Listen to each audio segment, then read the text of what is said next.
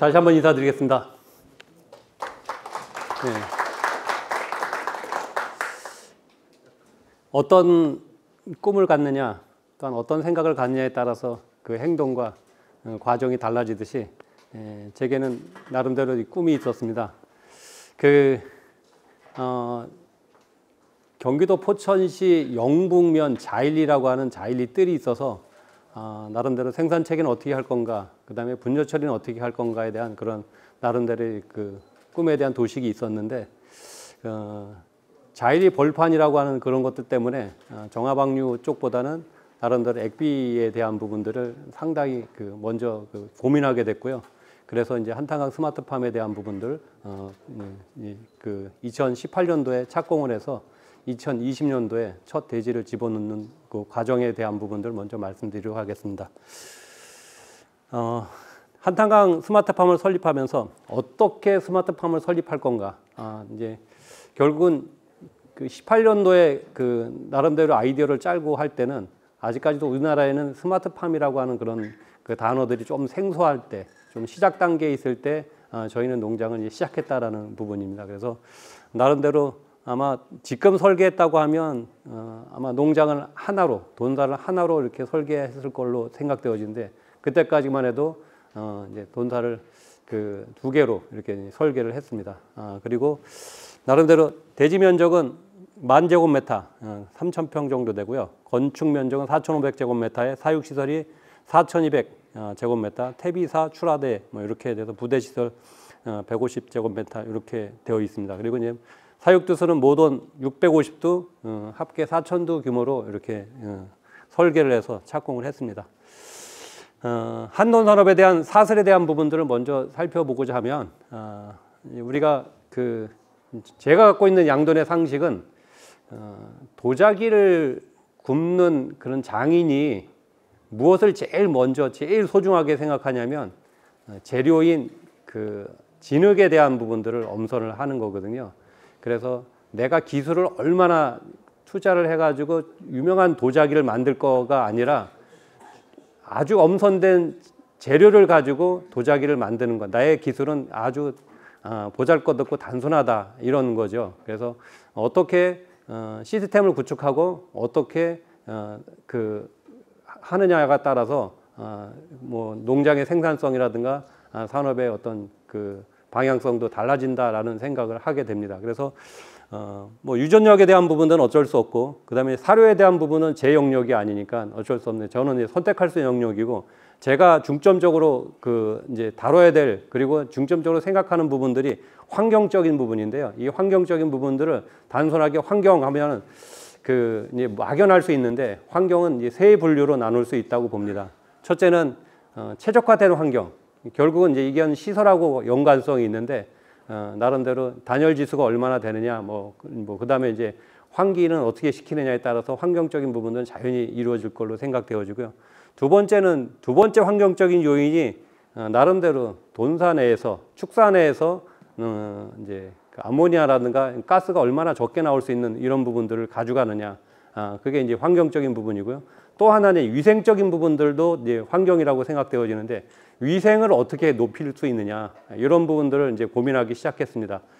따라서 이제 우리가 갖고 있는 소독의 개념에 대한 부분들은, 우리가 소독이라고 하면 주로 이제 세 가지 요소로 나누죠. 수세, 소독, 건조. 요 세 가지를 소독의 어떤 기본 사이클로 보는데, 여기에 보면 수세, 소독, 건조 뿐만 아니라 하나를 더 추가한다고 하면 다운타임이라고 하는 시간이라고 하는, 나름대로 수세, 소독, 건조해 놓고 일정 부분 시간을 둬야 되는 부분이거든요. 거기에 숙주인 돼지가 있는 상태에서는 아무리 거기다 소독을 해도 계속 바이러스를 뿜고 세균을 뿜기 때문에 의미가 없기 때문에, 어떻게 하면 피트 비우기를 하고 위생도를 높일 건가에 대한 그런 부분들을 고민하기 시작했습니다.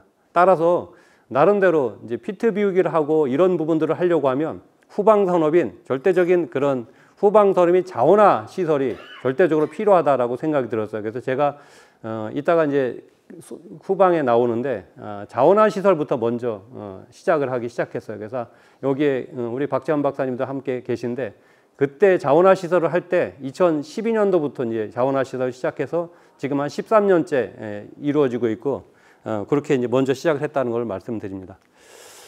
나름대로 스마트팜의 그 6가지 솔루션이라고 하면 뭐 대부분 지금 보면 아주 뭐 간단한 건데 2010년도에 네덜란드를 갔을 때 거기는 이미 모든 본사가 채널 환기 쪽으로 들어섰더라고요. 그래서 그때의 채널 환기는 잘 이해를 못했습니다. 아, 채널 환기라면 나름대로 환기의 어떤 한 종류이겠구나라고 생각했는데 지금 한 15년 정도 지나고 나서 이 채널 환기가 왜 도입됐는가를 이제는 이해가 됐습니다. 왜냐하면 채널 환기를 통해서 나름대로 공기를 끌어들이면 지열에 대한 에너지를 활용하자라는 게 포인트였거든요. 그러면 에너지를 활용해서 공기를 뜨뜻한 공기, 차가운 공기를 들어오면 결국 환기량을 적게 가져갈 수 있고 또한 에너지를 보존할 수 있다. 왜냐하면 이미 유럽은 그 전기료, 에너지 값이 상당히 옛날부터 상승했었는데 우리는 늘 농사용 전기 36원, 40원 이런 그런 그 생각에 갇혀 있었기 때문에 채널 환기에 대한 부분들 이해를 못했었는데 2010년도에 네덜란드 갔을 때 채널 환기를 보면서 나도 채널 환기를 해야 되겠다. 그래서 채널 환기를 도입을 했습니다. 그래서 나름대로 채널 환기를 하다 보면 본사 반대편에서 보통 그 공기를 끌어들이는 구조잖아요. 그런데 교배사, 자돈사, 임신사 이런 부분들은 나름대로 그 채널 공기 면적을 넓게 가져갈 수 있는데 분만사만큼은 어떻게 할 수가 없고요. 또 하나는 그 나름대로 유럽의 환기 방식하고 유럽의 온도하고 우리나라 온도가 좀 다르다는 거죠. 그래서 유럽의 온도는 계절적 폭이 우리나라보다 좀 적고 또한 여름철에 우리나라의 고온다습에 대한 부분들도 우리 이제 좀 그 채널 환기를 하면서 어려운 부분 중에 하나일 수 있다고 보여집니다. 그러나 이제 지금 우리나라가 지금 대부분 본사들이 에어워셔를 설치하는데 에어워셔를 설치할 때 가장 문제가 되는 부분이 뭐냐면 아마 여름철 최대 환기에 대한 부분들이 고민이 많이 될 겁니다.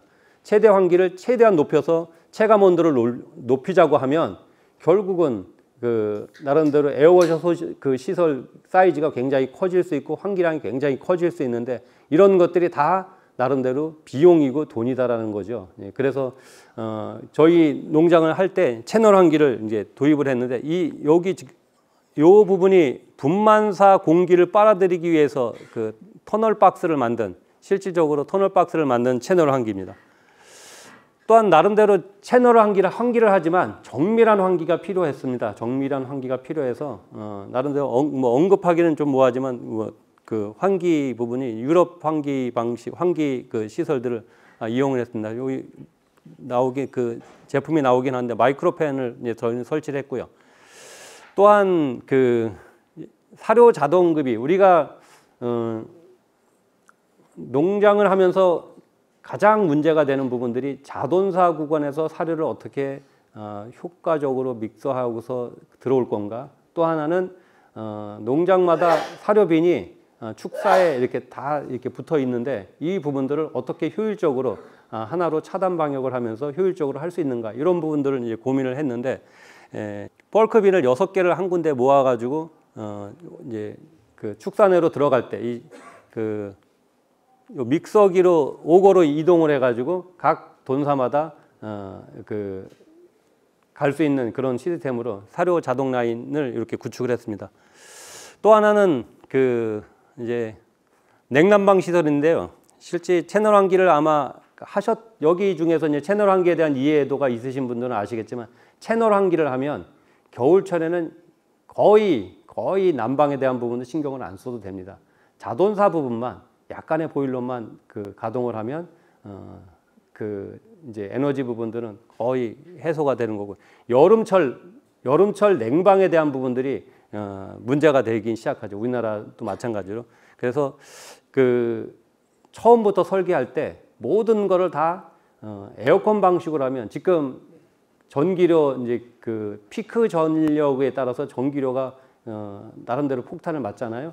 여름철 같은 경우는 뭐 상당히 여름철, 겨울철, 특히나 여름철 같은 경우는 이제 전기료가 상당히 많이 나오는데 그래서 이제 처음에 설계할 때 여름철에 대한 냉방에 대한 부분들을 좀 고민하기 시작했어요.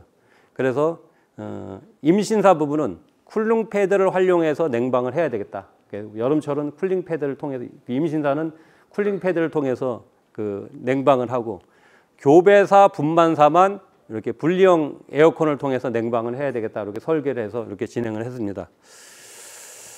또 하나는 이제 액비순환 방식인데요. 이게 아까도 말씀드렸지만 우리가 보면 그 액비순환을 왜 하느냐, 액비순환을 왜 하느냐, 나름대로 유럽은 배출원 단위로 저감을 합니다. 배출원 단위. 배출원이라고 하면 환기팬에서 실제 나가는 부분들에서 배출원 단위로 규제를 하기도 하고, 배출원 단위의 저감 방식을 선택하는데, 이렇게 하면 이 방식이 나름대로 규제하는 입장에서는 배출원 단위로 규제하는 게 옳다라고 보이지만, 생산하는 입장에서는 발생원 저감 방식을 선택하는 게 옳다라고 저는 생각했거든요. 왜냐하면 돈사 내에서, 축사 내에서부터 환경이 안정이 돼야 최소 환기를 할 수 있는 그런 요지가 생기거든요. 그래서 이제 발생한 저감 방식을 저희는 선택을 했고요. 따라서 액비순환을 하려고 하면 이제 발효장에서 발효를 일정 부분 시켜야 되잖아요. 그래서 발효를 시키다 보면 발효하는데 약간의 발효 냄새가 나는 부분들 때문에 이렇게 이제 추가적으로, 그때 최초에 하지는 않았지만 추가적으로 악취 저감 시설에는 스크로바를 이제 설치해서 운영하고 있는 그런 방식입니다. 자, 액비순환 방식을 하게 될 경우에 이제 우리가 농장에서 가축을 잘 기르는 농장들이 보면 무엇을 기준으로 하느냐, 저는 농장에서 제일 중요하게 생각하는 기준이 저는 습도라고 생각하거든요. 나름대로. 왜냐하면 같은 환기량을 이렇게 줬을 때 어떤 계절에는 건조하고 어떤 계절에는 습하고 그렇죠. 특히나 여름철에는 고온다습하기 때문에 아무리 많은 환기량을 뽑아내도 실질적으로 습도가 과습하는 상태로 되거든요. 그런데 요즘 같은 계절, 겨울철 같은 계절에는 적은 양을 뽑아내더라도 건조할 수밖에 없는 거거든요. 그래서 습도에 맞춰서 실제 환기를 시키는 게 옳다. 그랬을 경우에 돼지가 굉장히 안정적으로 자라더라. 그런데 이제 나름대로 적은 양의 환기를 뽑아내다 보면 나름대로 돈산의 환경이 안 좋아지겠죠. 가스가 찬다든가, 가스가 차서 나름대로 실제 스마트 장비들이 부식을 한다든가 에러가 난다든가 이런 부분들이 발생할 수 있죠. 그래서 그런 부분 때문에 액비순환을 하면 나름대로 이 부분들을 예방할 수 있다. 이런 부분들을 처음에 고안을 해서 이제 액비순환 방식으로 고집을 했습니다. 개방화돈사에서 이제 무창돈사로 가다 보면 나름대로 요즘 전기적인 사고, 우리나라 한전 부분들이 상당히 안정적으로 해서 정전되는 사태가 상당히 작은데, 그럼에도 불구하고 나름대로 정전이 나면 나름대로 자가 발전기가 필요할 수 있고, 또한 안정된 그런 전력 공급 때문에 수전을 놓았는데, 기본적으로 자가 수전을 400kW를 놨고, 그다음에 발전기는 75kW 정도만 놨습니다. 여기 발전기를. 그런데 이제 이렇게 발전기를 운영하는 농장들도 있고 나름대로 자가 수전하는 농장들도 있지만 전부 모든 수전이 400kW일 때 발전기를 400kW 이렇게 놓으면 좋겠죠. 근데 1년에 한두 번 쓰려고 이 400kW짜리를 이렇게 다 설비하고 하는 거는 상당한 많은 비용이 들어가거든요. 그래서 혹여나 실제 1년에 한두 번 발생할 수 있는 그런 정전에 대한 부분들을 예방하기 위해서 나름대로 발전기를 한 75kW 정도를 설치를 했습니다. 요거를 설치할 때 이제 정전되는 부분들이 두 종류가 있습니다. 우리가 보면 삼상이라고 하는데, 삼상이 네 선이 있죠. RST, N하고 RST가 형성되어 있는 게 이제 삼상이라고 하는데, 나름대로 변압기가 나가서 RST 중에서 한 상이 나가는, 그렇게 해서 정전이 되는 경우가 하나가 있고, 아예 한전에서 사피가 다 나가는 경우가 있습니다. 그런데 제일 문제가 되는 게 뭐냐면, 변압기가 하나가 나갔을 경우에, R이나 S나 T 중에서 하나가 났을 경우에 여기 발전기가 돌아갑니다. 발전기가 돌아가면 이 발전기는 어디에 해당되냐면 등 부분하고 환기 팬 부분만 이렇게 연결을 하거든요. 그다음에 관정에 대한 급수 라인, 요렇게만 연결을 하게 됩니다. 그러면 이 400km짜리, 요 400km짜리가 단전이 되고 75km가 돌아가는데 여기 RST가 딱 떨어지면 자동으로 이제 발전기가 돌아가죠. 발전기가 돌아가면 실제 외부에서 들어오는 건 차단하고 안에서 이제 그 공급하는. 그러면 실제 다시 전기가 들어왔을 경우에 수동으로 다시 그 터보 브루어라든가 뭐 그 에어컨이라든가 이런 것들은 수동으로 다시 올려줘야 되는 그런 번거로움은 없지 않아 있지만 그렇게 이제 저희는 설계를 했습니다. 이게 이제 농장에서 그 운영하면서 가장 옳으냐 그르냐에 대한 그 문제가 되는 부분들, 가장 신뢰가 되는 부분들 중에 하나가 뭐냐면 폐사축 처리를 어떻게 할 거냐. 폐사축 처리를. 우리는 다 그냥 갈아서 퇴비화를 할 거야. 이렇게 할 수 있는데 저희는 저희 포천에 렌더링 시설이 있어서 요 렌더링 시설에서 이렇게 모았다가 일정 부분 박스가 다 차면 렌더링 하는 업체에다가 갖다가 처리하는 그런 구조로 설계를 했습니다. 자, 요 부분에서 굉장히 중요한 부분 중에 하나가 단순하게 형식적으로 이렇게 폐사축 처리 이렇게 그 보관실을 지으면 금방 산패가 되거든요. 그래서 여기 부분은 우리가 보면 그 육가공 시설에서 그 활용하는 그 냉방 장치 있죠. 그런 장치에 최소 영하 3도나 4도가 상시 유지가 돼야 된다. 그러니까 여름철에 영상 뭐 40도씩 올라가더라도 영하 3도 정도 유지가 될 수 있는 그런 시설, 그런 장치가 있어야 된다는 거죠. 그렇게 안 되면 나름대로 형식은 갖춰져 있을지만 운영을 못 합니다.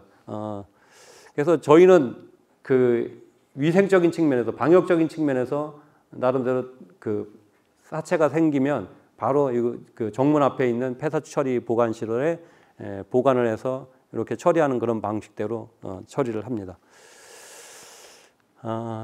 또 하나는 그 질병에 대한 부분도 차단 방역을 어떻게 할 거냐. 차단 방역을 어떻게 할 거냐.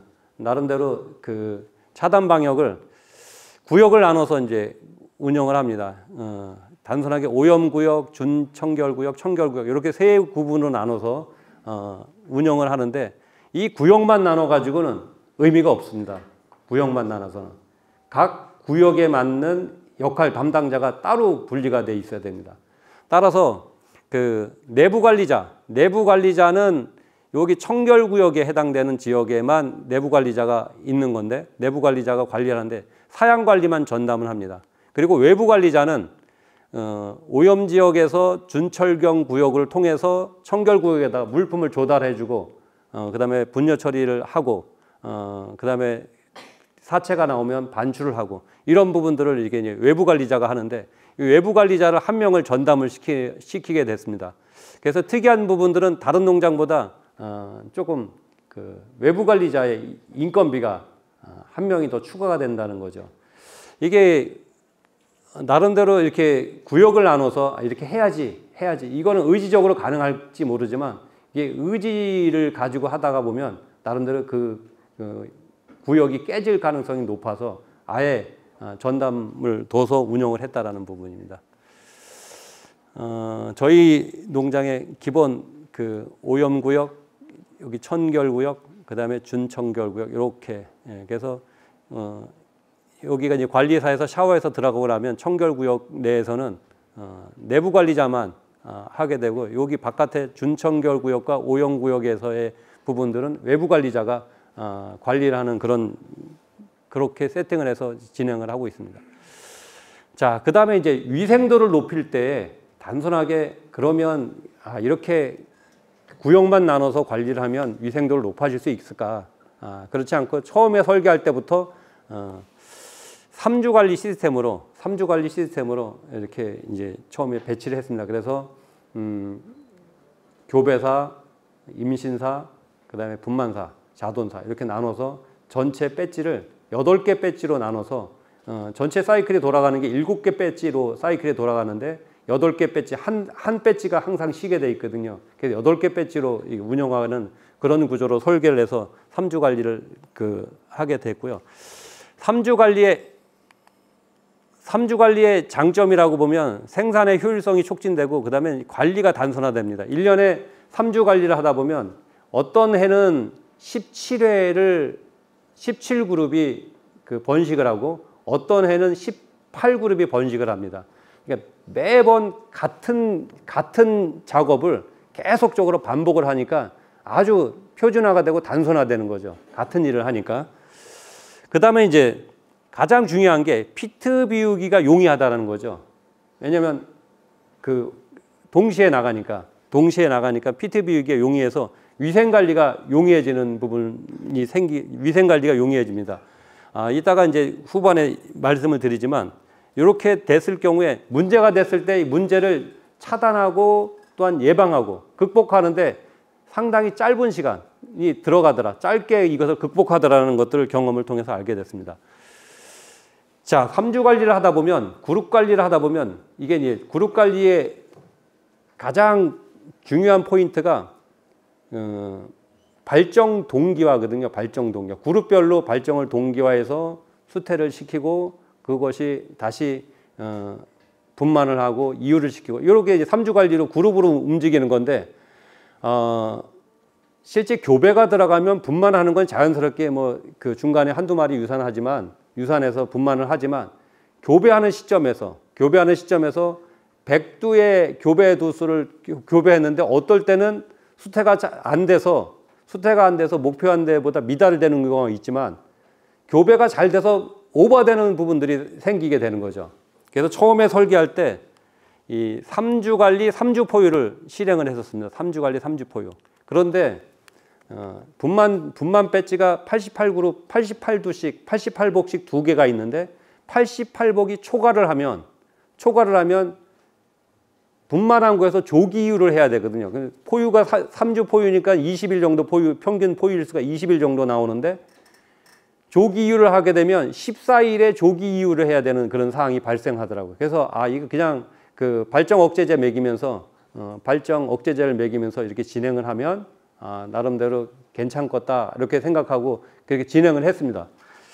근데 이제 이게 4주 포유로 전환하게 된 동기가 있습니다. 그런데 조기유를 했더니 발정이 잘 안 오더라고요. 그래서 저희가 이제 전산 관리를 하는데 저희 전산 관리는 기본적으로 농장에서는 그 전산 입력을 농장에서는 못하게 하는 구조로 만들었습니다.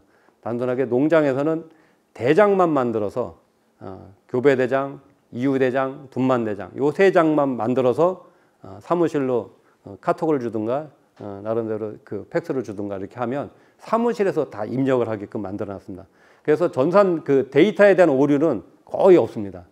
그런데 이 전산 관리를 하면서 피그 플랜을 저희는 운영하는데 여기 보다 보면 여기 교배 모던이 50복 정도 되는 데이터가 1년치거든요. 22년 1월부터 22년 12월 30일까지 이렇게 하다 보니까 1일부터 15일까지 포유된 게 여기 평균 재기일이거든요. 이게 15.9일이 나와요. 그러면 포유일수가 작으면 나름대로 그 재기일이 상당히 늘어진다라는 것을 데이터를 통해서 알게 된 거죠. 그래서 4주 포유를 결정하게 된 동기가 이렇게 4주 포유를 그래서 이제 바꿨고요. 또 하나는 이제 그 스마트팜 운영 시스템에 대한 부분들을 그 나름대로 인력에 대한 확보하든가 성과급제 도입, 그다음에 데이터를 기반으로 해서 관리하고 교육하고 의사 결정 구조에 대한 변화 이런 부분들을 가져갔는데 처음에 모든 게 자동화가 되면 인건비가 떨어지고 나름대로 그 뭐 인력이 좀 줄어들고 그럴 줄 알았습니다. 그런데 사실적으로 그렇게 줄지는 않더라는 거죠. 뭐냐면 인건비가 안 떨어지는 이유 중에 하나는 그냥 관행적인 농장을 운영하다 보면 외국인 인력을 많이 쓰게 되거든요. 근데 이렇게 스마트 장비를 쓰다 보면 내국인 인력을 써야 되고 급여가 상대적으로 높아지는 거죠. 그러다 보니까 인건비가 거의 떨어지질 않더라는 거죠. 그런데 장점이 생기는 거죠. 또 그렇게 한다 하더라도 뭐 분열을 치고 뭐 이렇지 않다 하더라도 노동을 할 수밖에 없는 그런 일들이 있잖아요. 뭐 수세를 한다든가 아니면 대지를 옮긴다든가 주사를 놓는다든가 이런 거는 단순 노동이지만 해야 되잖아요. 그래서 처음에는 내국인 위주로 전부 그 세팅을 했었는데 이게 한계가 있다라는 거죠. 그래서 일정 부분은 지금은 내국인 절반, 외국인 절반으로 이렇게 구분을 줘서 실제 육체 노동을 할 수 있는 그런 작업은 외국인 위주로, 그 다음에 기술적으로 그 뭐 교배라든가 아니면 뭐 그 정액 제조라든가 이런 부분은 내국인 위주로, 책임자 위주로 이렇게 전환을 하게 됐던 거죠. 또 하나는 모든 게 이제 회의를 거쳐서 그 의사결정을 구조하는 그런 그 시스템을 갖게 되었는데, 여기 이제 한탄강 스마트팜은 실제 이제 두 사람이 한 투자를 받아서 두 분이 공동 경영하는 그런 운영 체제로 하고 있습니다. 함께 오셨는데 그 중앙동물병원 조상호 원장님하고 저랑 같이 투자를 해서 이렇게 하고 있는데, 나름대로 이렇게 하다 보니까 경영자가 농장에 들어가서 이거 아끼고 이렇게 하는 부분은 한계가 있더라는 거죠. 그래서 나름대로 의사결정은 회의를 거쳐서 의사를 결정을 해야 되겠다. 그래서 매주 월요일만 되면 들어가서 데이터를 가지고 회의를 진행합니다. 뭐 다른 농장 어떻게 의사 결정을 진행하는지 모르지만 저희는 회의를 할 때 보면 뭐 이거 고치세요, 이거 작업하세요 이런 거는 절대 하지 않습니다. 단순하게 데이터를 놓고서 생산성을 높이는 쪽에 우리 농장이 뭐가 문제인지 데이터를 가지고 같이 의사 결정하는 그런 부분들을 진행을 합니다. 그 다음에 이제 성과급제인데요. 이게 성과급제를 도입할 때 가장 기본적인 부분들이 어떤 룰을 만들 때는 합의가 제일 필요하다고 저는 생각합니다. 합의. 나름대로 기준을 만들었는데 직원들이 동의 못하면 이거는 그 좋은 제도가 아니죠. 좀 부족한 제도라 하더라도 직원들이 동의를 해야 되잖아요. 회사에서 지금 하고 있는 그 제도 중에서 임금 피크제 있잖아요. 임금 피크제하고 고령자 고용촉진법하고 이렇게 서로 이제 트러블이 있어서 임금 피크제를 쉽게 못 쓰는데, 임금 피크제를 할 경우에 가장 수반되는 전제 조건이 뭐냐면 근로자의 동의거든요. 마찬가지로 이 성과급제도 근로자의 동의가 필요할 거고요. 그 다음에 이제 성과급제를 하는 부분들에서 가장 성과급제의 기본 동기가 뭐냐? 성과급제를 하는 기본 동기는 동기부여거든요. 성과급제 뭐 경영지가 혼자 그냥 성과급제 하자, 단순하게 그건 구호고요. 동기부여를 시키자는 게 가장 큰 성과급제의 목적이거든요. 그래서 이거 해 저거 해 하는 게 아니라 스스로 알아서 찾고 스스로 문제를 찾고 이런 구조로 만들자라는 게 이제 성과급제를 도입을 했는데, 우리 정도 시설이 되면 기본 MSY 자돈이 전출하는 걸 그냥 MSY라고 기준을 하고요. MSY 24 정도는 할 수 있지 않겠냐라고 했더니 다 직원들이 다 동의해서 그럼 MSY 24로 기준을 정하자. 이렇게 해서 MSY 24 이상 올라가는 것은 경영주와 직원들이 같이 나누는 구조로 하자. 결국은 그냥 뭐 이유도수 얼마 올라갔으면 얼마 줄게 이게 아니라 나름대로 경영 분석을 해서 이익금이 나는 구조를 직원들이 6, 경영주가 4 이렇게 분배하는 구조로 그 성과급제를 만들었죠. 그다음에 생산원가는 총 직접 경영비에서 그 해에 출하된 자돈수를 나눠서 두당 자돈 생산원가를 나누는 걸로 그렇게 했습니다. 그 다음에 이제 그러면 자돈 생산원가에서 생산원가의 그런 기준은 처음에는 기초 데이터가 없으니까 다른 농장의 데이터를 써서 이제 했었고, 23년도부터는 기존 우리 데이터가 나오니까 그 데이터를 가지고 성과급제를 진행을 했는데, 상시 모도는 그러면 성적을 계속 올리려고 그러니까 MSY 24를 하려고 하다 보면 모돈을 계속 줄이겠죠.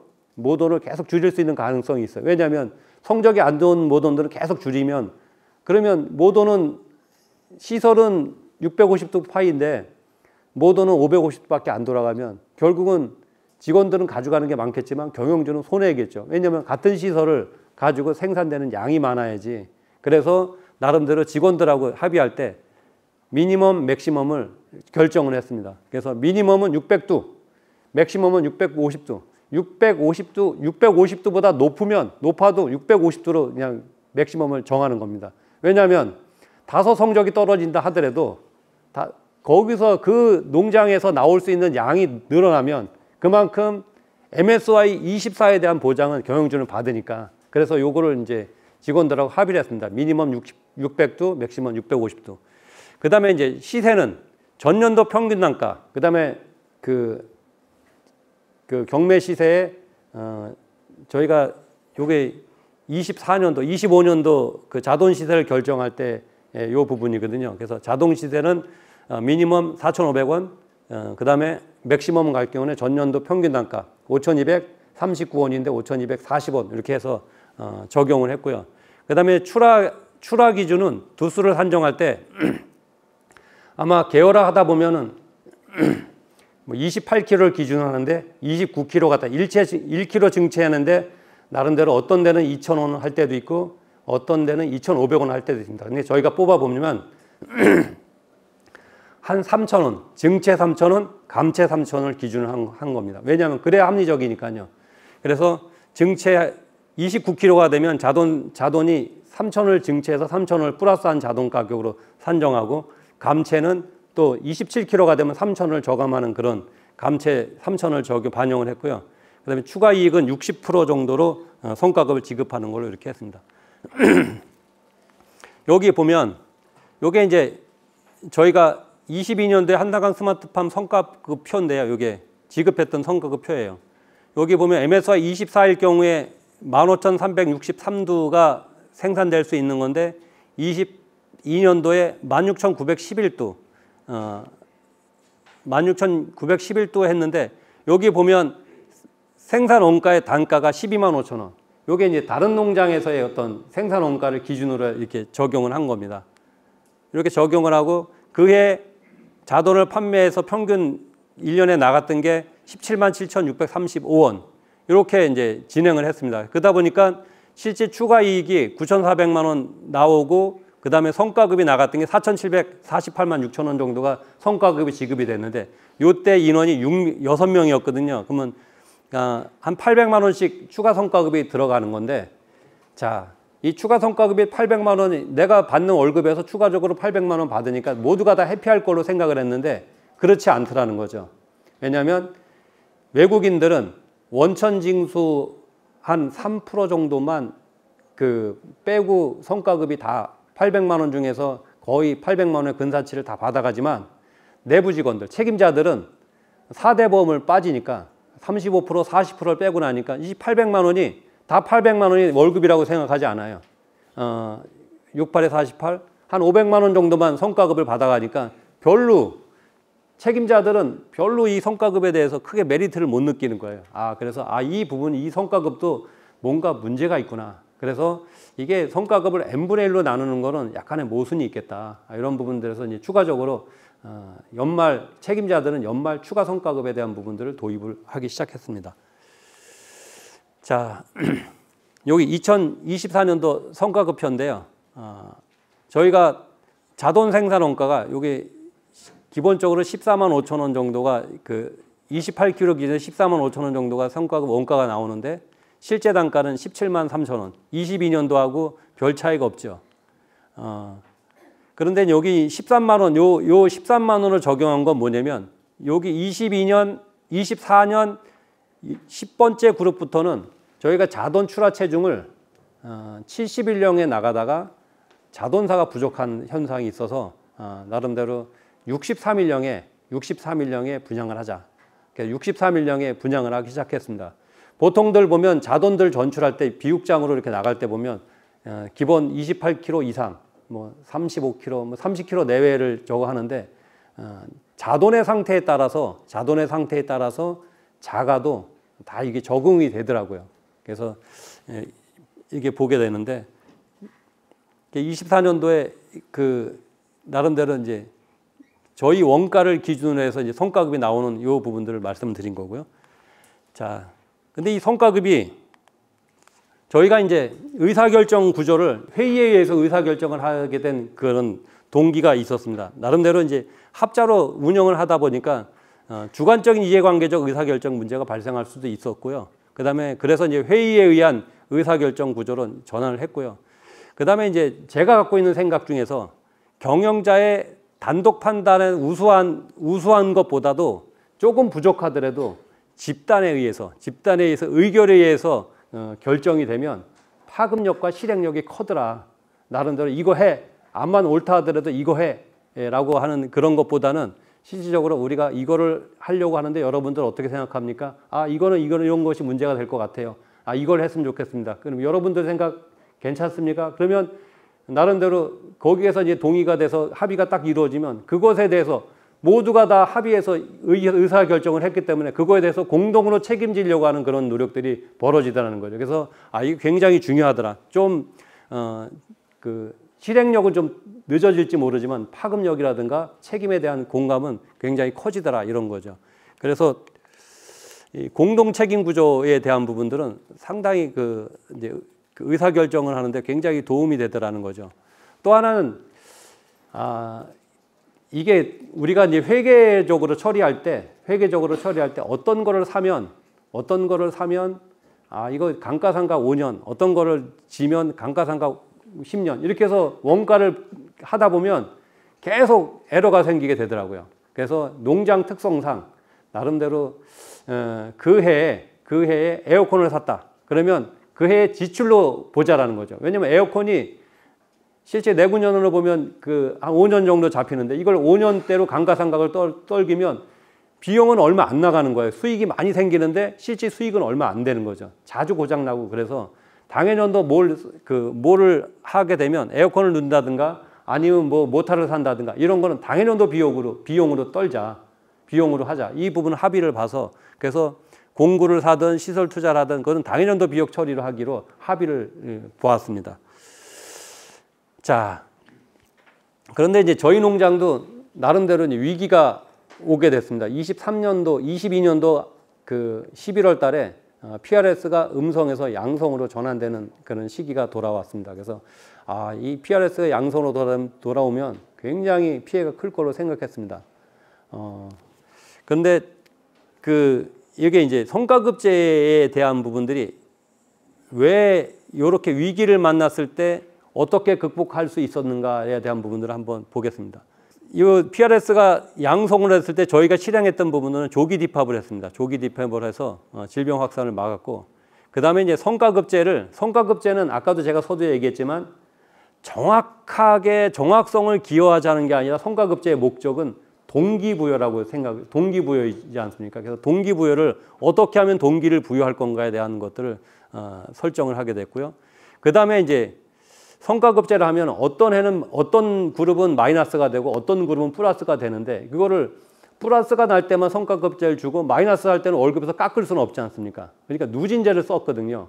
그런데 계속 마이너스가 되니까 마이너스가 계속 누진이 될 거 아닙니까?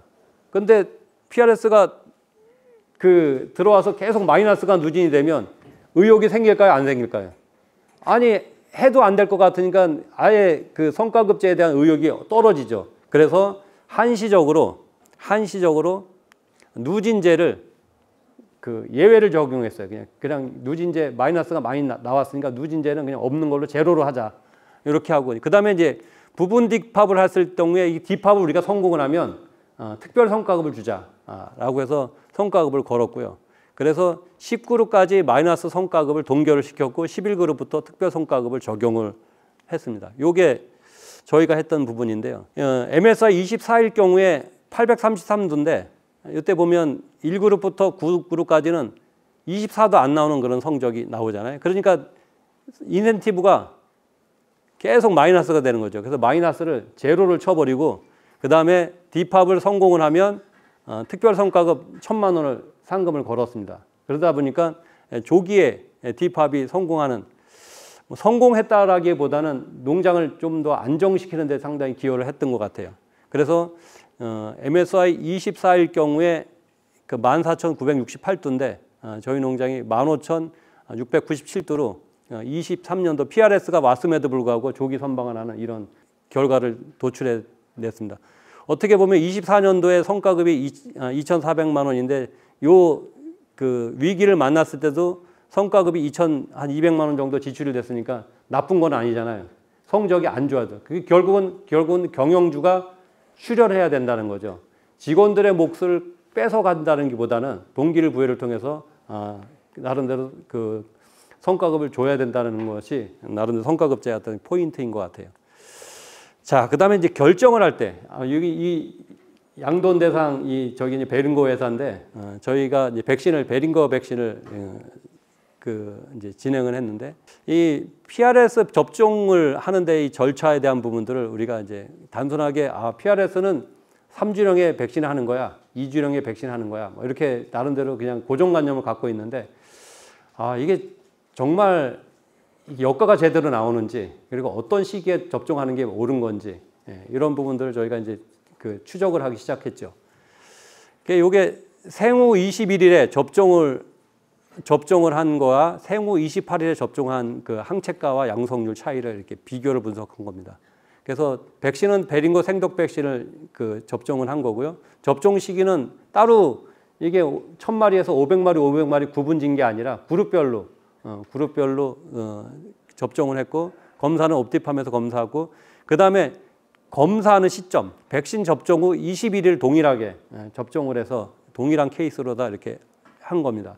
우리가 콜레라 백신을 할 때 보통 보면 6주, 8주 예전에는 2회에 걸쳐서 백신을 했는데 그게 뭐냐면 모체양체 간섭을 받으니까 6주, 8주로 하는 건데 대부분 아마 8주에 한 번 하는 걸로 대부분 농장에서 할 겁니다. 그게 나름대로 이제 CSF가 이제 발병되는 예가 없으니까 그래서 이제 저희 농장도 51령 전후로 한 번 하는 걸로 끝내고 있거든요. 그게 이제 결국은 왜 51령의 백신을 하느냐? 뭐 CSF도 실질적으로 41령 이전에 접종을 하지. 그건 모체이 항체 때문에 그런데 이 모체이 항체가 21일에 접종했을 때는 SP 항체가가 0.76에 양성률이 63.8인데 28일에 접종하니까 바로 이유시키고 나서 그 다음 날 접종을 하니까 SP 항체가가 1.2에 양성률이 88.8이더라. 결국은 우리가 백신을 접종하는 시기를 백신 회사가 권장하는 게 아니라 우리 농장에 맞는 접종 시기를 선택하는 이런 과학적인 접근을 하게 됐던 거죠. 그 다음에 이제 예전에는 음성인 농장일 경우에는 나름대로 순치에 대한 부분들이 그다지 이렇게 중요하게 생각하지 않았는데 나름대로 폐쇄동굴을 운영에 대한 부분들을 결정하게 됐고 그러나 폐쇄동굴을 운영함에도 불구하고 일정량의 순정돈 도입이 불가피하게 됐습니다. 그래서 순정돈 도입이 불가피하게 됐고 그 다음에 안정화 농장을 전환하기 위해서 선제 조건의 관리 방법이 필요했습니다. 그래서 22년도, 23년도부터 매 그룹마다 아마 농장에서는 거세를 이제 그룹별로 이제 거세를 하지 않습니까? 그럼 거세 고안을 전부 모아가지고 거세액을 검사하는 거를 지금까지도 25년도 지금까지도 매 그룹 끝나지 않은 상태에서 매 그룹 검사를 합니다. 그래서 항원이 요거 디팝을 시작한 이후에 아직까지도 모더노로부터 고안에서 항원이 나오는 케이스는 없게 안정화 농장을 지금 하고 있다는 부분입니다. 그다음에 이제 순치 과정에서 다양한 운영상의 고민들이 많이 발생을 했는데 가장 중요한 것은 농장에서 어떻게 안정화시키느냐도 중요하지만 면역을 어떻게 하면 동기화를 시키느냐 이게 굉장히 중요한데 그러려고 하면 나름대로 순치 돈사가 상당히 필요한데 순치 돈사도 필요하고 순치를 얼마나 할 거냐 이런 부분들도 상당히 필요하게 됩니다. 그래서 저희 농장이 순치 돈사를 좀 증축하게 됐는데 처음에는 이 컨테이너를 활용해 가지고 나는 SNS에 아마 이거 올렸던 부분들이 있는 것 같은데 컨테이너를 활용해서 순치 돈사를 활용하기도 했는데 요거가 그건 좀 부족하더라고요. 그래서 추가적으로 순치 돈사를 이렇게 줘서 지금 순치 돈사를 운영하고 있다는 부분입니다. 그다음에 이제 제가 운영하고 있는 그 사업장인데 운영하는 사업장이 한탄강 스마트팜에서 자돈 생산 농장, 그 다음에 제20팜은 비육 농장입니다. 그 다음에 저희가 하고 있는 그 액비유통센터 한탄강 농업회사법인, 한탄강 순환 농업회사법인인데 요 액비유통센터 요 부분이 저희가 이제 자원화 시설은 아니고 액비를 농장에서 만들어지면 그 농장에서 갖고 온 액비를 이제 그 벌판에다 살포하는 이런 그 구조로 갖고 있는 액비유통센터인데 저희가 1년에 액비로 살포하는 그 양이 한 1년에 한 2만 톤 정도 됩니다. 많이 성장을 했습니다. 그 2만 톤 하면 감이 잘 안 올 것 같은데 공동자원화에 1일 100톤짜리가 할 수 있는 양이 2만 톤이거든요. 그러니까 결국은 공동자원화 하나 100톤짜리 한 기를 운영하는 것만큼 그 실적이 그만큼 나오더라라는 것이죠. 자, 한탄강 스마트팜의 3년간의 그 성적입니다. 나름대로 데이터를 기반으로 하다 보니까 요게 22년도 사료 입고량, 그 다음에 요게 자돈 출하 체중이라는 것은 그 모돈 출하한 건 빼고 자돈만 나간 것만 총 합산한 거고, 그 다음에 요 사료 들어온 거에서 자돈 출하한 거를 나눈 게 사료 요구율인데 나름대로 2024년도는 2.88까지. 요게 그 일괄 농장이 아니라 번식 농장에서 자돈을 기반으로 해서 나온 사료 요구율입니다. 그리고 출하도수는 여기 이렇게 나와서 26.5, MSY 26.5, 25, 26.4 이 정도 3년간의 자료 데이터가 나옵니다. 근데 이제 제가 이따가 설명할 때 이 부분이 높아서 이 부분이 아니라 왜 그 특이한 부분이 자돈 생산 농장에서 자돈을 그 뽑는 것 중에서 가장 큰 목적은 뭐냐? 원가를 절감되는 저렴한 자돈을 생산하는 게 목적이냐? 그것도 목적이긴 하지만 제가 경험한 바로는 위생적인 자돈을 생산하는 게 목적이어야 된다는 거죠. 깨끗한 자돈을. 어떻게 보면 모던 650도 그 자돈 번식 농장을 구축하려고 하면 지금 여러분들 아시다시피 뭐 평당 뭐 500만 원 뭐 이렇게 들어가지 않습니까? 그렇게 하면 거의 60억 정도 하는데 저희 1년에 매출이 30억 정도 나오거든요. 요 16,000두를 가지고 자돈 매출을 30억을 하는데 요거를 양쪽 비육 농장에 두 농장으로 그 자돈을 분배해 가지고 가져가는데 한 농장에서 비육 농장의 매출이 한 40억 가까이 나오거든요. 그러면 번식 농장에 30억 매출의 그 투자 가치가 있겠습니까? 비육 농장에 80억 매출이 투자 가치가 있겠습니까? 비육 농장에 80억 매출이 투자 가치가 있겠죠. 근데 전제가 있어요. 자돈 농장에 깨끗한 자돈이 나왔기 때문에 비육 농장에 결과가 나온다는 거죠. 요게 저희 제가 운영하는 개인 농장의 한탄강 제20팜의 사료 요구율인데요. 요게 1년치 사료가 2,100톤 들어오고 사료 금액이고 22년도에 평균 사료 단가가 608원. 이게 출하 체중 저희 농장이 제가 추구하는 부분 중에서 나름대로 등급 판정하고는 조금 차이가 있죠. 등급 판정은 차이가 있는데 저희 1년에 평균 출하 체중이 120kg. 그다음에 여기 입식 체중인데 평균 1년에 22년도 평균 출하 체중이 자돈 24kg거든요. 24kg짜리 자돈이 와서 이렇게 생산되는데 생산 원가가 자돈 가격이 17만 5천 원, 두당 사료비가 16만 5천 원. 요 사육비는 뭐 세세하게 그렇게 하는 것보다는 그냥 위탁비로다가 사육비, 어떻게 보면 위탁기비로 사육비를 계산하면 조금 과하게 잡을 수 있는 부분이 있지 않습니까? 그럼에도 불구하고 두당 생산비는 40만 원 언더로 떨어지더라라는 거죠. 23년도 그 PRS가 양성으로 터진 그 해도 사료 요구는 좀 3.2 됐는데 요 문제가 되는 요 해에 두당 생산 원가가 42만 원 나오더라고요. 여기 13kg짜리 우리가 조기 디팝을 상당히 두려워하는데 두 그룹을 조기 디팝을 했습니다. 여기 13kg짜리 자돈 13kg짜리가 왔지 않습니까? 13kg짜리가 왔는데도 그 생산하는 데는 그 비육으로 생산하는 데는 전혀 문제가 되지 않더라. 그래서 나름대로 그 비육장만 안정된 비육장만 있다고 하면 조기 디팝을 나름 6월이나 7월달에 그 일기 여건 좋을 때 나름대로 농장의 위생도를 높이기 위해서 조기 뒷합을 시도하는 것도 나쁘지 않은 그런 방법이다라는 것을 한 가지 제시를 합니다. 24년도인데요. 지난해 그 사료 요구이라든가 성적이 상당히 괜찮았습니다. 여기도 보면 1년 자던 평균 체중이 26kg가 왔고요. 그 다음에 평균 출하 체중이 120kg, 사료 요구를 2.79, 평균 사료 단가 550원. 실제 두당 사료 원가, 두당 원가는 38만 원 정도 나오게 되더라고요. 결국은 지난해 저희 농장의 한 마리당 비육돈 평균 그 단가가 48만 원 나왔으니까 한 마리당 수익률이 대략적으로 짐작이 가지 않습니까?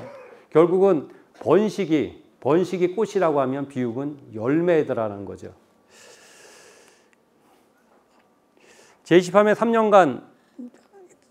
3년간 평균인 부분인데요. 이게 이제 저희 농장에 출하된 것을 기준으로 해서 했을 경우에 여기 MSI를 보정했을 경우에 24.6, 23.8, 25.9 이렇게 나오는데 여기에 MSI는 자돈에서 저희가 자체 선발하니까 자체 선발 그룹당 25도는 계속 그 선발을 했기 때문에 출하가 안 되니까 이 MSI 포함이 안 된 겁니다. 아마 그것까지 감안하면 여기서 0.8이나 1 정도는 그러니까 아마 그 상회가 할 겁니다. 그러면 뭐 25.5나 뭐 26 가까이 근사치. 그러니까 스마트팜에서 26.5 정도의 PSI가 됐음에도 불구하고 그 비육 농장에서 그 비육돈의 폐사가 굉장히 적게 나름대로 육성률이 96.7%, 약 한 3% 정도밖에 폐사가 안 나는 그런 그 결과를 도출해냈습니다. 이 부분은 나름대로 뭐 관리를 잘해서 뭐 그런 게 아니라 나름대로 시스템이라는 거죠. 자, 그다음에 이제 그러면 농장에서 그 생산을 잘하고 그러면 뭐 이렇게 결과가 나오겠다라는데 후방산업, 전후방산업에 대한 부분들 우리가 간과해서는 안 된다는 부분들이 자원화 부분들을 누군가가 우리는 농장에서 돼지가 나가면 이건 내 돼지가 아니고 농장에서 분뇨가 나가면 이거는 내 분뇨가 아니고 이런 사고에서는 좀 벗어나야 된다라고 하는 거죠. 그래서 나름대로 자원화를 직접 운영하라는 건 아니더라도 나름대로 같이 그 자원화 시설의 어려운 점, 그다음에 자원화 시설이 왜 문제가 되는 부분들 함께 고민하고 그 시설의 그 자원화에 대한 부분들을 함께 고민하고 함께 투자하고 이런 부분들이 필요하다는 거죠. 우리가 보면 뭐 지금은 탄소 시대라고 해서 뭐 에너지화 시설 나름대로 또 분뇨 처리에 대한 부분들은 뭐 정화방류, 그다음에 액비화, 퇴비화 이런 여러 가지가 있는데 제가 그 운영해 본 결과로는 액비화가 가장 저렴한 방법이더라는 거죠. 정화방류도 저희가 지금 하고 있는데 저희가 정화방류에 대한 부분들을 나중에 후단 처리에 대한 부분은 어떤 방식을 하느냐에 따라 좀 차이가 있는데 저희가 하고 있는 부분들은 RO를 처리하고 있는데 RO의 문제점이 나름대로 역세하면서 농축수에 대한 부분들이 늘 문제가 되거든요. 근데 그 농축수에 대한 부분들을 해결을 못하면 결국은 그게 다 비용이고 향후는 앞으로는 방류수에 대한 기준이 좀 높아진다고 하면 결국은 비용은 증가할 수밖에 없는 그런 구조더라. 그래서 이제 액비화를 하는데 이 액비화를 하는데 액비화의 장점이라는 부분들은 경정농가하고 그 나름대로 효율적으로 운영하면 자연순환이 상당히 되고 비용도 절감할 수 있는데 문제가 있어요. 문제가. 이게 계절적 불균형에 대한 부분들을 해소를 해야 되는 부분이 없잖아 있어요. 그래서 이 계절적 불균형을 어떻게 해결할 건가. 나름대로 작물이 심어져 있을 때는 이거 액비를 어떻게 갈 건가에 대한 부분을 고민을 하기 시작했는데 그래서 이제 지금 대안으로 우리가 이제 여과액비에 대한 부분들을 지금 철원, 저희 포천하고 근접되어 있는 철원하고 횡성에서는 여과액비 부분이 상용화가 돼서 많이 되고 있는데 그래서 저희도 마찬가지로 여과액비에 대해서 공격적으로 좀 더 투자를 하고 좀 접목을 해야 되겠다라고 해서 지금 저희 동네가 저희 농장에 있는 동네가 나름대로 서울 수도권에서 약 한 70km 정도 떨어져 있어요. 그러면 시간상으로는 1시간권이거든요. 그러다 보면 향후에 여기도 비닐하우스, 시설 원예가 많이 들어올 걸로 생각돼서 지금은 경종으로 벼 재배가 주를 이루지만 결국은 시설 원예가 많이 들어올 걸로 생각해서 이 여가액비에 대한 부분을 지금부터 준비를 해야 되지 않겠냐라고 해서 나름대로 저희 그 한탄강 농업회사법인에서 컨설팅료, 그 컨설팅료로 1,000만 원을 그 지출을 하면서까지 결국은 오이 재배하는 농가, 토마토 하는 농가, 그냥 10농가 정도를 지금 그 지원하고 있는데 한 농가당 100만 원씩 컨설팅료를 내고 있는 거거든요. 근데 그 농가들이 여가액비를 쓰는 거는 결국 얼마나 쓰겠어요. 근데 미래를 위해서 이제 저희는 그걸 투자를 하고 있다라는 거죠. 여가액비 사업이 지금 뭐 나름대로 액비에 대한 부분들이 요 9농가 시범 사업을 지금 하고 있는데 지금 잘 정착하고 있는 것 같습니다.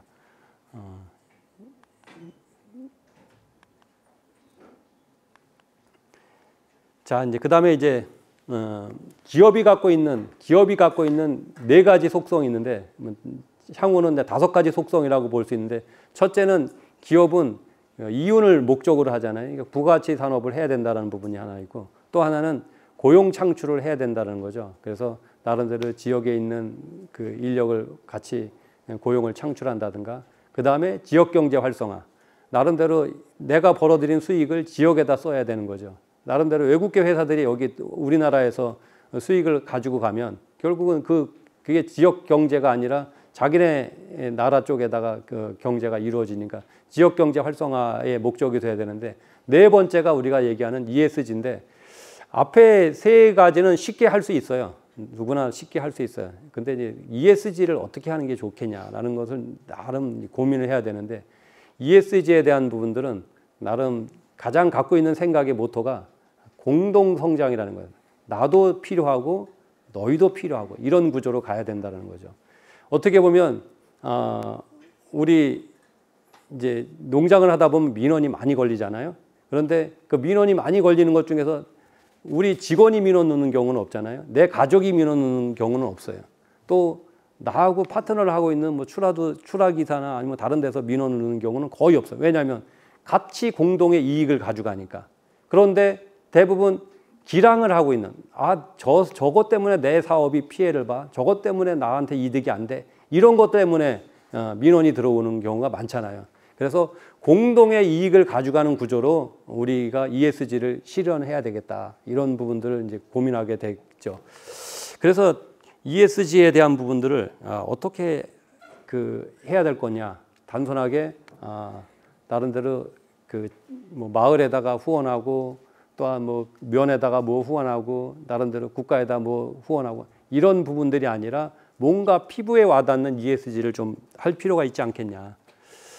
그래서 ESG에 대한 작은 실천에 대한 부분들이 나름대로 저희가 갖고 있는 회사에서 이제 장비들이 많으니까, 인력도 있고 장비들이 있으니까 도로변의 풀 깎기 작업, 겨울철에 눈 치우기, 그 다음에 마을에 간 공동 관리, 그 다음에 지금 우리 국가에서 하고 있는 농촌공간 정비 사업, 농촌공간 정비 사업이 왜 이루어지는지 부분은 잘 아시지 않습니까?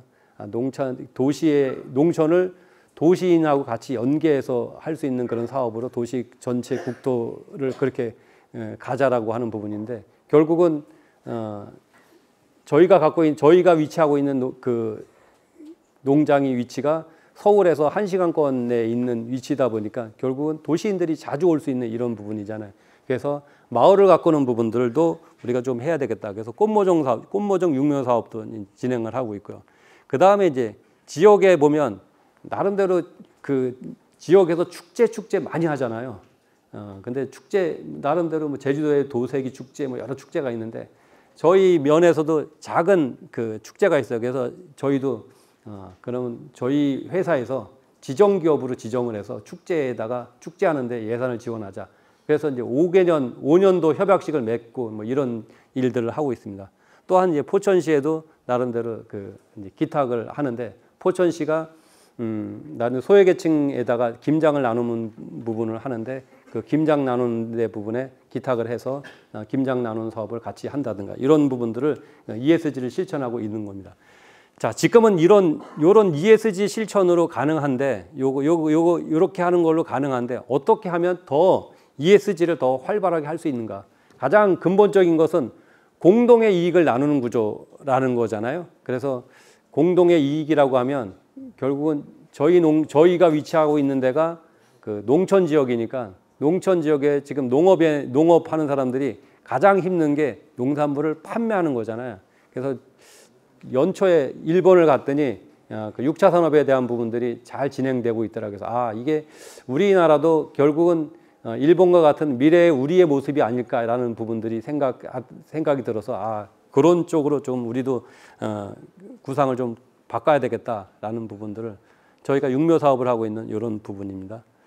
제가 꿈꾸는 부분들, 아까 그 자돈을 생산할 때 자돈 생산 농장의 가장 포인트는 위생적인 자돈이 목표였다고 했잖아요. 그럼 비육 농장은 순수 내 100% 지분이다 보니까 거기에 그 열매를 맺을 수 있는 부분들이 훨씬 있어서 미국의 파이프스톤에 대한 부분들을 한번 고민해 봤습니다. 미국의 파이프스톤은 나름대로 거대 기업들이 그 나름대로 계열을 하면서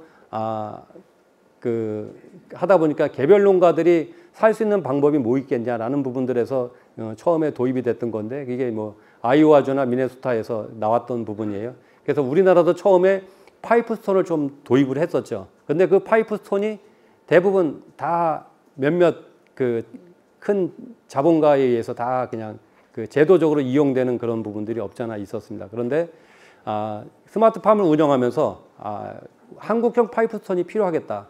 나름대로 모던 자돈 생산 농장들은 나름대로 지분을 뭐 몇 억씩 이렇게 투자를 하면 신규 젊은 2세들이 같이 투자를 할 수 있게 되고 그 자돈 생산 농장에서는 나름대로 위생적인 자돈을 공동으로 경영하게 하고 전문 경영인을 경영하게 하고 그다음에 비육 쪽에서는 자돈을 가져와서 아까 분석한 것처럼 그렇게 하면 나름대로 수익률도 상당히 좋고 나름대로 그 질병에 대한 컨트롤도 생길 수 있겠다라는 생각이 들어서 한국형 파이프톤이 나름대로 그 우리 생산성을 올리는데 좋은 답이 아니겠냐 이런 생각을 해봅니다.